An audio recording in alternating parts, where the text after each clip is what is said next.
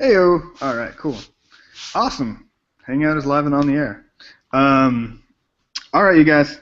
So, io.js first TC meeting ever. Everything is public. Woohoo, open source. All right.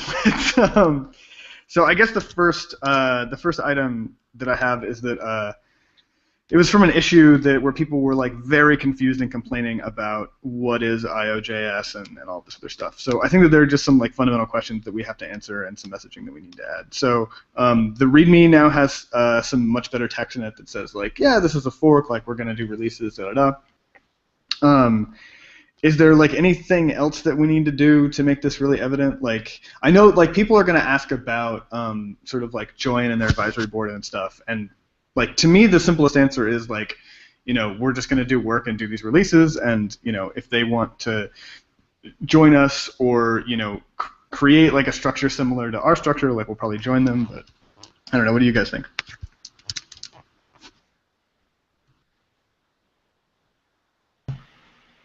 Bystander What? syndrome. Everybody answer at once. Okay. I think that's a good idea. +1.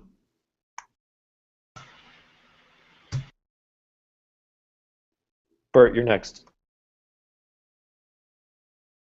All right. Yeah, I haven't caught up with the messaging yet. I would like to make it very clear or very possible to in the future reconcile with joint node if the node advisory board works out well. But I don't have the messaging in front of me, so I can't really check whether I agree with the way it's phrased now. Well, yeah, the messaging could be much better and more polite, in my opinion. So yeah, but it's still, yeah, I think generally it's a good message. Yes. Yeah, I just don't want it to look like a list of demands. Like, I don't want it to be like a list of here are the things that we're doing that joint has to do, or else. Like, it's just No. I want it to I want it to be positive and just be like, hey, like we're doing this work. No, I totally agree. That's not what we want to say, but I think the message right now is, yeah, okay, you created io.js and like that's it. Like this is the new thing. It might become that maybe ever, but right now I think we just are sort of a temporary fork of joint node and and we're trying to get join involved back. I think that would be the way to do it. I don't like the term temporary fork because it makes it sound like we're not going to be doing releases. And I mean the fork is going to be there like for probably a while and like doing releases and stuff. So and it should have a plan that takes it past the next 3 months in terms of releases. So I mean, if in our opinion this is sort of like the future of Node, then we should say that. And and in terms of like how like the whole thing with Joint, like if Joint like puts it into a foundation and does governance stuff, then this will probably end up being called Node.js, I guess. Like unless Joint somehow miraculously starts releasing a lot, like. I think the important thing to highlight in this messaging, and I think it kind of does it here, is the important thing is almost like what we don't say. Let's keep our goals very short term because that's what it is, and it's unclear exactly what it's going to look like, in the next 6 months to a year. Like we'll just say this is what we're doing right now. Here we are. Like end of story. That's all that really needs to be said. We don't need to go into any like deep detail about what we're hoping to accomplish with Joyent, what we hope Joyent does. Like all of us here have slightly different opinions about that anyway. It doesn't need to be what io.js is about. io.js should just be about that actual code. Yes, okay, I agree. Yeah, agreed as well. +1. So I think we should just leave the messaging as it is. Good job, Michael. This is well written, and good job, Fedora, for landing it. Okay, awesome. Okay, so deprecating some of the node forward stuff and moving some of the node forward stuff. So the thing that makes sense to me is that we pull the people that are watching the node forward node repo and add them to a new group on io.js that's just watching this other one, just so we don't lose all those watchers and all those people that said that they wanted to be a part of the project. But it's not like they have commit access or anything. And then just deprecate node forward /node. and then move the roadmap repo and move the build repo, because the build system is being built out for io.js essentially, and the roadmap is about sort of releases and long-term thinking that also relate to core that are io.js. So. Yeah, it's a bit unfortunate that Rod's not here, but I thought the new build system was already attached to io.js actually, or did I see that incorrect? No, I think Rod already did it. Yeah. Yeah, so of course we moved that over. That makes sense. Yeah. Okay. All right. Cool. Well, I'll get on top of that. But somebody needs to add me as an owner of the io.js group in order for me to add people to the team. Because I can't add the people to the team unless I have that. Fedor, are you the only owner, or the team? Yeah. Okay. Well, then you have a job. Yeah. So the next thing is somebody basically somebody logged an issue that asked about sort of issue labels and coming up with a plan for how to triage issues well, and then adding people as contributors that can label stuff that aren't actual committers. And this is something that we talked about before, but being there are people that are kind of excited about it, I was hoping that we could sort of say, yes, this is a good idea, we talked about it, +1, somebody come up with a plan instead of PR. Well, yes, maybe it's a good idea. I think what we then need to decide on is also what will the release process be, and how do we want to work together.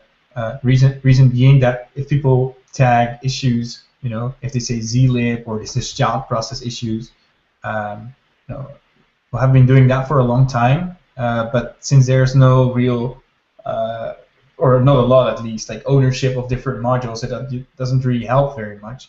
So instead, I think we should use tags or whatever milestones to move issues more through the system, so we can keep a closer eye on what's being done already, what do we need to look at, etc.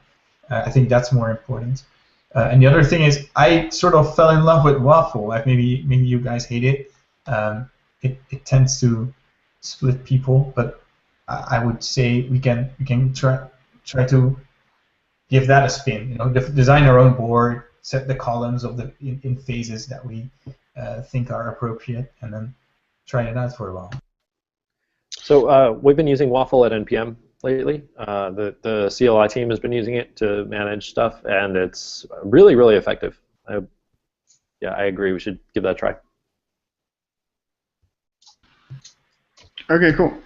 I'm looking at Ben because I'm expecting Ben to explode. Yeah, I was actually going to protest because hey, I also use Waffle, and I've actually never logged into Waffle itself at all. I just use the GitHub view it creates.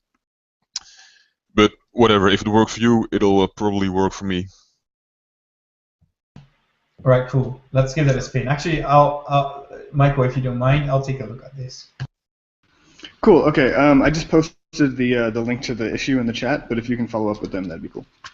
So does it all mean that we will finally could just unwatch the repo and remove the tons of notifications from inboxes and just use some website that will have them organized? Yes, that should be possible with Waffle. I think I'm always hesitant when people say this will replace email. Well, yeah. Well, in theory, you can just turn off the notifications and go to GitHub if you want. Yeah, nothing will ever replace email. Okay, then. Okay, so the last thing that I have is just so having a release plan would be good. We've talked a lot about this, but so I just want to flesh out some of the more contentious points about a release plan. So I'd like to add a document called release.md that actually outlines sort of what the process is for releases and who is the current kind of person gathering up all the stuff for releases. 2, should we just start working on 1.0 now and start tagging stuff as essentially as 1.0 alpha 1, alpha 2, and doing alpha releases until we feel comfortable that this is 1.0, and then also dedicating to Semver going forward, because I think that was fairly uncontroversial. That everybody Semver. Yes, everybody Semver. The unanimous community consent to move to Semver. I wonder if we this also coincides a little bit with the issue management, that I'm going to look at more. But I think Ben made a really interesting suggestion where he said, "Are you guys still there? Because you look frozen for me." We are. Oh, good. Okay. Anyway, Ben made a really interesting suggestion, namely that we would make a release, like basically follow V8, like whenever V8 releases, we upgrade V8 in Node and then release that as well, or in io, I should say nowadays. And that just gets us on a cadence of like every 6 weeks, I think we release an alpha and a beta and a stable version, something like that. And they sort of and they overlap such that when one alpha gets promoted to a beta, then there's a new alpha, and the old beta is promoted to stable. I think that's something we should definitely try. And the nice thing about it is that if we ship every V8 release, then there's always something to ship, right? Like even if I pick my nose for 6 weeks, we'll have a better node after 6 weeks because V8 doesn't work for us. Okay, so I agree. So I have something to say on this topic. So as I already told Ben recently, I have had a conversation with Daniel from V8 team, and he told me that the V8 is most likely going to have some stable API and ABI for quite a long time. So he wasn't like totally sure about it, but at least he said that this is what they planned with V8. So if this promise will be kept, we could probably just update V8 in the patch versions of Node without really breaking anything. And well, I'm totally agree with the 6-week release schedule, but it just may be that we may want to update V8 in previous branches too. So yeah. Yeah, well, I think it might not be so great to necessarily tie our release schedule to V8s, but I think that we should be pulling in new V8 versions basically 100% of the time. If they have a breaking change, if they have an addition to the API, if they have addition to the API, we bump the minor version. If they have a breaking change, we bump the major version, and then that's that. Yes. We just full on Semver anarchy, moving forward as fast as possible. This is the only thing that is scalable. I mean, I think that we should be releasing as often, if not more, than V8 releases, right? I think that's the goal. Right? We should be doing a build weekly. Like that right. That's a cadence that actually gets people excited, and that we have to figure out a system that is scalable, that doesn't involve somebody spending 20% of their week just doing releases. Well, but I think the key here is just to figure out when breaking changes land, because like if they're coming in from V8, we have to do some extra work to figure out if there was a breaking change in V8, do we need to update the major, right? Like we know if stuff in Node changes, or for that matter, if there's a breaking change in NPM, like we need to update the major, right? So if any of the devs have breaking changes, we need to ripple that through. So I don't agree that we need to update the major version of Node if there's a breaking change in NPM. The reason being that NPM is basically a separate product and a set of tooling that you install alongside Node. It's not something that's actually affecting the runtime. Node is the runtime, right? Like that affects the version of NPM, but it doesn't necessarily have to affect the version of Node because it's not built into Node. It's just shipped with it.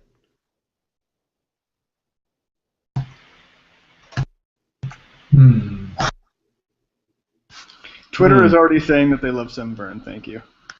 Yeah, everybody loves Semver. I mean, I hate it, but you know, it's better than all the alternatives. Well, it's your fault, so you deserve it. It's not my fault. Fucking, we fault, man.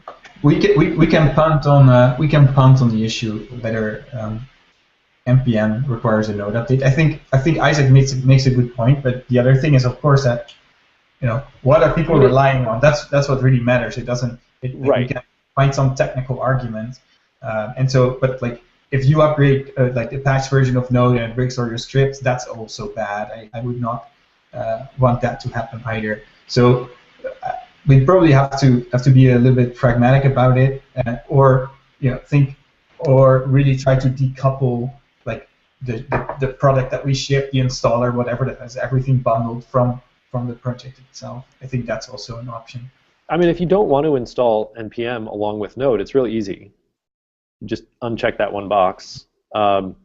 The the other thing is I think it actually makes more sense for npm to be in tools rather than deps, right? It's not actually a dependency. Everything else in deps are stuff that Node actually links to. It's just kind of a weird historical accident that npm got shoved in there instead of in tools.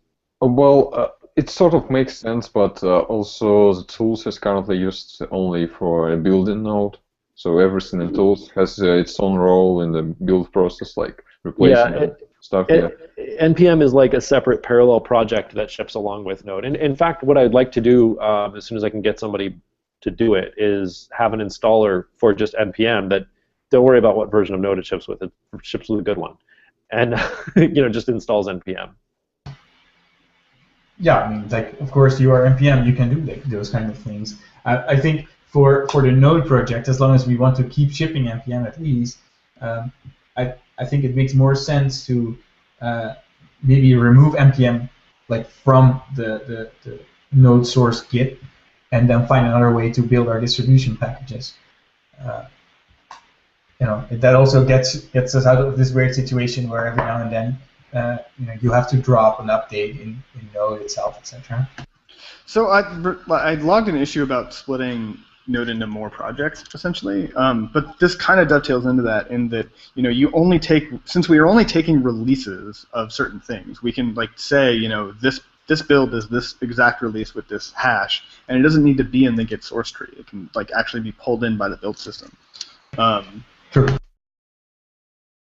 Yeah, so I mean, we should definitely move towards that for all of the depths, just so that the tree isn't so fucking noisy. I mean, we're not like floating patches in any of this stuff, right? Like, there's no reason to have it in the source tree other than just to make the building easier. V8 and OpenSSL have floating patches. I think Series sometimes does, or maybe still does. I don't know. I think in general it's not for development. It's super convenient for development. And I think that makes it a good enough reason to keep them in the source tree. Okay, that's an argument. Yeah.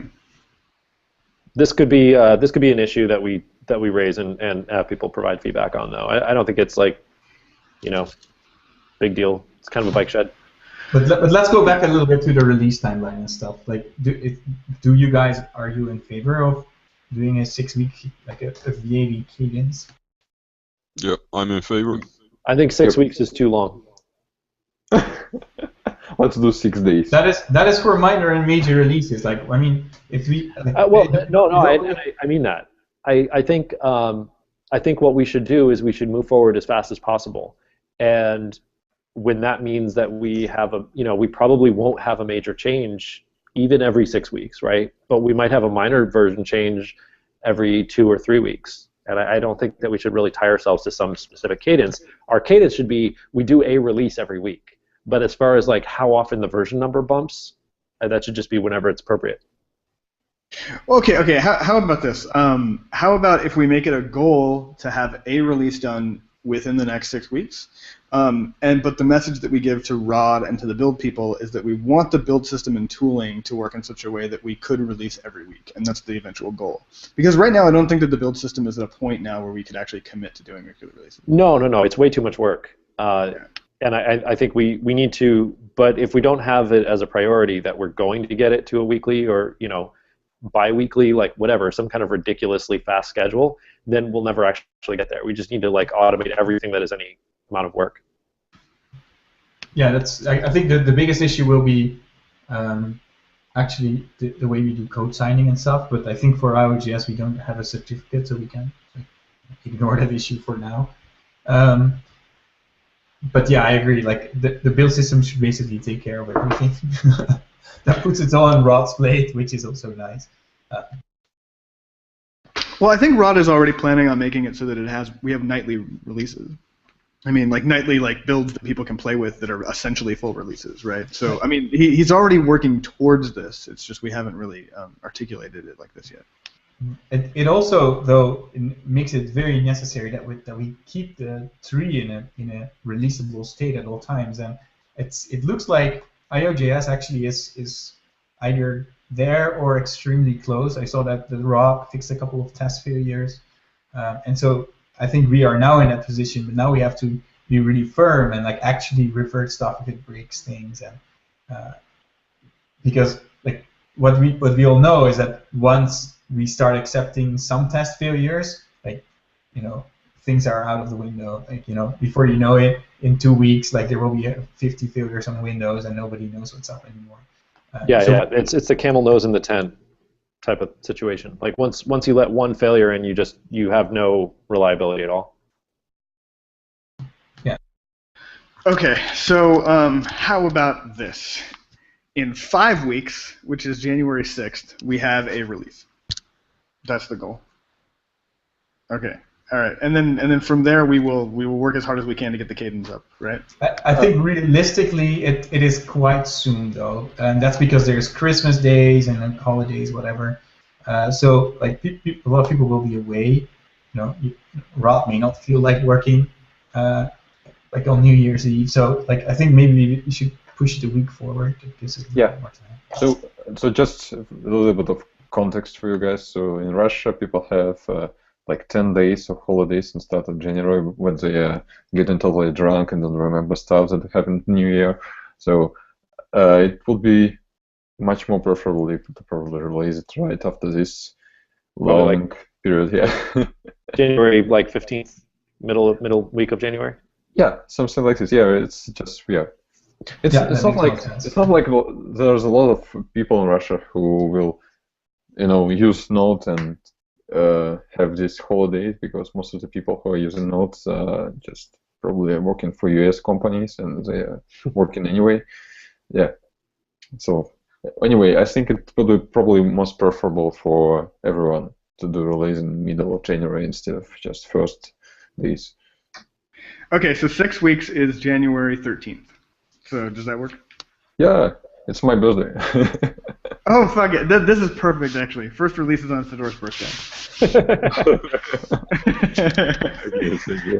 Okay, Bert, did I hear you volunteer to be the first release master? Oh God. Sure.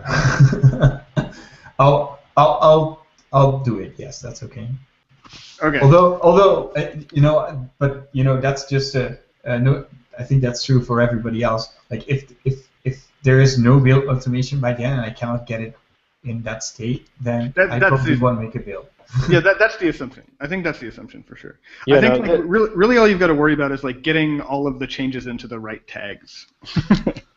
Yeah, and if here's the thing also, if we say, okay, 6 weeks we're going to do a release, and then in 6 weeks Bert does an old like Ryan Dahl style hand rolled release, like that's actually not kind of the point. The point is to force us to get our build automation in shape. So if the build automation is in shape, we don't do a release and we say, oops, we screwed that up. Like what fell through, and we have a little postmortem about it or whatever. But yeah, you're not going to do a release by hand. That's completely not the point. Never fear. And that token, before we finally commit to this, I want to run it by Rod just in case, just to make sure that Rod is aware and he's confident that date can get made. So cool. Okay, so 1.0 Alpha 1 by January 13th. Cool. All right. The only last issue that I have is that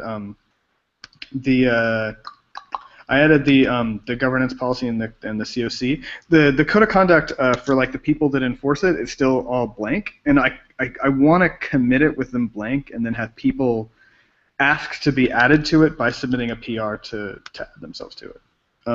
Because like I don't want to force anybody to do it, and I'd like to like commit to the policy before we have people volunteer to be enforcing it. So. +1 for me. Yeah. The commit totally looks good. Cool. Oh, and just in case nobody saw, I'm talking, I took basically the entire proposal to the advisory board that we've come up with and just added it as our policy. So here's the pull request. Okay, cool. Well, that's everything from me. Does anybody else have anything that they want to bring up before we're done?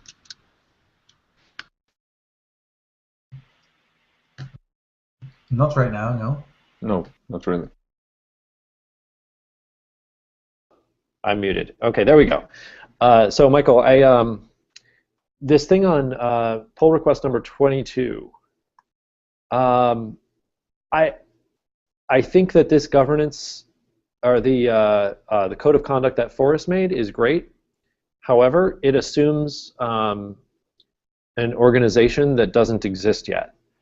So in the short run, I think it may actually make more sense to put it in, to take the kind of first draft, the Rust style COC, until we have either joyance participation or a foundation or whatever set up, or some company or some kind of legal entity that's going to step up and kind of say, okay, we own this part of the process. You know, I don't think that we don't have volunteers to work on it right now. We could make this kind of an aspirational thing, but I'd like to not have it be, I'd like to have it not be something that we put to community discussion, because that's a disaster. And I think it also needs to be something that we can actually stick to, even if that means it's not ideal. Okay, just send me that first draft and I'll update it.